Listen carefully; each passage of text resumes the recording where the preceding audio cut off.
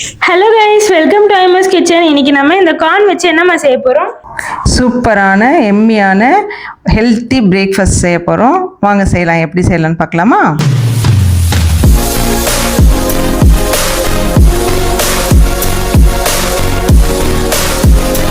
Breakfast செய்கிறதுக்கு நம்மளுக்கு தேவையான பொருட்கள் என்னன்னு பார்த்துக்கலாமா? அதுக்கு நான் மாவு பச்சரிசி எடுத்திருக்கேன், 2 ஆளாக எடுத்திருக்கேன். அதான் அந்த கிளாஸ் அவங்கவுங்க வீட்டுக்கு எவ்வளோ தேவையோ அதை எடுத்துக்கலாம். அதில் வந்து ஃபஸ்ட்டு ஸ்வீட் கார்ன் எடுத்திருக்கேன், மசூர் தால், சிறு பருப்பு, அப்புறம் கடலைப்பருப்பு, துவரம் பருப்பு எல்லாமே பருப்பு எல்லாமே ஒரு 25 கிராம்ஸ் தான் எடுத்திருக்கேன். ஸ்வீட் கார்ன் ஆஃப் கார்ன் தான் எடுத்திருக்கேன். அப்போ அரிசியை நல்லா ஊற வச்சு வாஷ் பண்ணிவிட்டு ஊற வச்சுருக்கேன். இந்த கடலைப்பருப்பையும் துவரம் பருப்பு, மசூர் தால் 3 பருப்பையும் நம்ம நல்லா வாஷ் பண்ணிவிட்டு ஒரு 15 to 20 மினிட்ஸ் ஊற வைக்கணும்.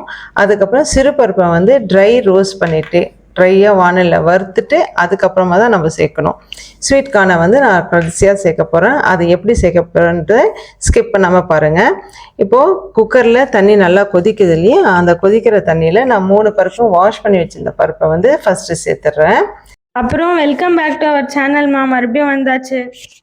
எனக்கு கை வலி வந்தது எப்படின்னு சொல்லிடுறேன். ஃபஸ்ட்டு நான் கிச்சன் கவுண்டர் டாப் மேலே ஏறி நின்றுட்டு அந்த விண்டோஸ் எல்லாம் க்ளீன் பண்ணிகிட்டு இருந்தேன். க்ளீன் பண்ணி முடிச்சுட்டு கீழே இறங்கும்போது அந்த கவுண்டர் டாப்லேருந்து கீழே குதிச்சேன் பாரு, அதை குதிக்கிறேன்னு சொல்கிறேன்.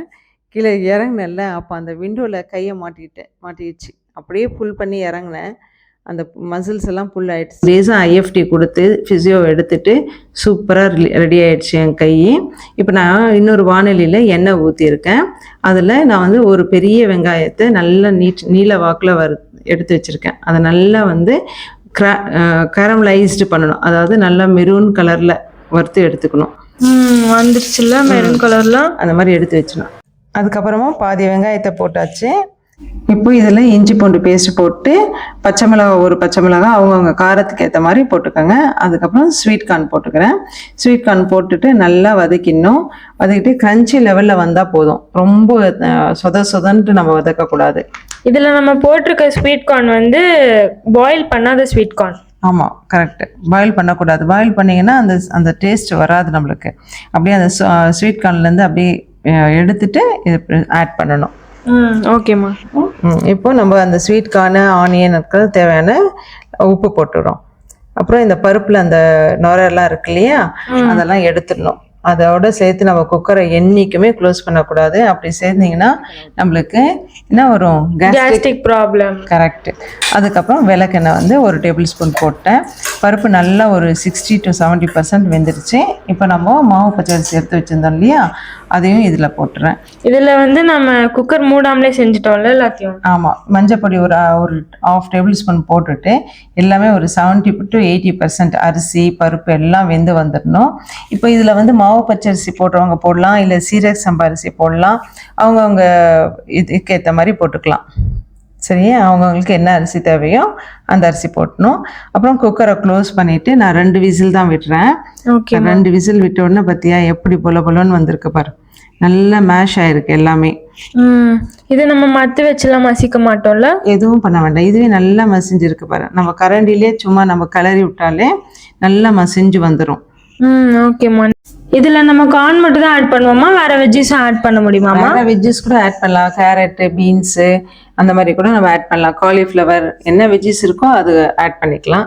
இன்னைக்கு எனக்கு ஸ்வீட் கார்ன் இருந்தது, சூப்பராக செஞ்சு கொடுக்கலாம். ஸ்வீட் கார்ன் சேர்க்கும் போது நல்லா அந்த ஸ்வீட்னஸ் இருக்கும் நடுநடுவில் அந்த சாப்பாடு அந்த இது சாப்பிடும்போது. ஓகேம்மா. உங்களுக்கு வீட்டில் என்ன வெஜிடபிள்ஸ் இருக்கோ அதை போடலாம். இப்போ நம்ம அந்த சாட்டே பண்ணி வச்சுருந்தோம் இல்லையா, அதை எடுத்து நம்ம இதில் ஆட் பண்ணிக்கலாம். ஆட் பண்ணிவிட்டு நல்லா மிக்ஸ் பண்ணிடணும். இந்த ஸ்டேஜில் நீங்கள் உப்பு இதெல்லாம் தேவைப்பட்டுச்சுன்னா போட்டுக்கலாம். நம்மளுக்கு கொஞ்சம் கம்மியாக இருக்கனால நம்ம கொஞ்சம் உப்பு போட்டு சேர்ந்து கலந்து விட்டுருக்கோம். இப்போ பாருங்க, எப்படி நல்லா இப்படி மசிச்சிடணும். நல்லா இப்படி மசிச்சிட்டோன்னா சூப்பராக எம்மியாக இருக்கும். இந்த ஃபீவரெல்லாம் போனப்போ நம்மளுக்கு அந்த வாய் ஒரு மாதிரியாக இருக்கும் இல்லையா, கசப்பு தன்மை. ஆமாம், கொஞ்சம் டைஜஷனும் லேட் டைஜஷனாக இருக்கும். ஏன்னா மெடிசின்ஸ் நிறைய எடுக்கிறனால அந்த மாதிரி ஸ்டேஜ் இது நம்ம இந்த இதை கொடுக்கலாம். வாவ், சூப்பரா வெந்திருக்குமா? இது எப்படி இருக்கு பாரு, க்ரீமியா இருக்குல்ல. எவ்வளவு புரோட்டீன் சத்து இருக்கு பாரு. 4 பருப்போட புரோட்டீன்ஸும் நம்மளுக்கு கிடைச்சிரும், கார்போஹைட்ரேட்டும் கிடைச்சிரும். இப்போ நம்ம டிஷ் அவுட் பண்ணி காட்டுறேன். ஓகேம்மா. வெஜிடேரியனுக்கு வந்து புரோட்டீன் கண்டென்ட் இல்லைன்னு ரொம்ப கஷ்டப்பட்டீங்கன்னா அவங்க கண்டிப்பாக இந்த ரெசிபியை செஞ்சு சாப்பிட்டுட்டே வாங்க. இப்போ பாருங்கள், இதில் நம்ம வந்து கடைசியாக என்ன பண்ணோன்னா 1 டேபிள் ஸ்பூன் நெய் கூட நம்ம மேலே டாப்பிங்ஸ் கொடுத்துக்கலாம். நான் ஏற்கனவே வறுத்து வச்சுருந்தேன் இல்லையா ஆனியன், அதையும் நம்ம டாப்பிங்ஸாக போட்டுக்கலாம். இதுக்கு நான் வந்து சைட் டிஷ்ஷாக வந்து பிரண்டை துவையல் வச்சு சாப்பிட போகிறோம்.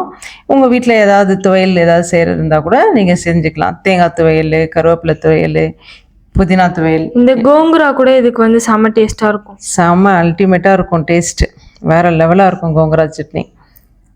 கண்டிப்பாக அந்த மாதிரி வச்சு ஏதாவது ட்ரை பண்ணி பாருங்கள். இந்த ரெசிபியை வந்து ஐயோ செய்யலேன்னு நீங்கள் ஃபீல் பண்ண மாட்டீங்க. அப்போ தான் உங்களுக்கு ரொம்ப பிடிச்ச துவையல்னா எந்த துவையல்மா? எனக்கு வந்து கோங்குரா ரொம்ப பிடிக்கும். பிரண்டை துவையல் ரொம்ப பிடிக்கும். ஓகே. இப்போ நம்ம ஃப்ரை பண்ணி வச்சுருக்க அந்த வெங்காயத்தையும் நம்ம இதில் வந்து சேர்த்துக்க போகிறோம். இது வந்து ரொம்ப உங்களுக்கு வெறுமா இருக்கிற மாதிரி டேஸ்ட் கொடுக்க வேண்டாம் அப்படின்றதுக்காக தான் இந்த ஆனியன்ஸை வந்து இதில் வந்து சேர்த்துக்க போகிறோம். பார்த்தீங்களா, செம்மையாக இருக்குல்ல, பார்க்கவே சாப்பிடவும் அதே மாதிரி தான் இருக்கும். இதில் வந்து முக்கியமான ஒரு விஷயம் சொல்லணும் உங்களுக்கு. இந்த வீடியோ கீழே ஹைப்னு ஒரு ஆப்ஷன் இருக்கும். அதில் வந்து ஸ்டார் போட்டிருக்கோம். அந்த பட்டனை மறக்காமல் கொஞ்சம் கிளிக் பண்ணிவிடுங்க. அது வந்து லைக் பட்டன், சப்ஸ்கிரைப் பட்டன் பக்கத்துலேயே தான் இருக்கும். சப்ஸ்கிரைப் பண்ணாமல் இருக்கவங்க மறக்காமல் சப்ஸ்கிரைப் பண்ணிவிடுங்க. வாங்க சாப்பிடலாம். தேங்க்ஸ் ஃபார் வாட்சிங். பாய்.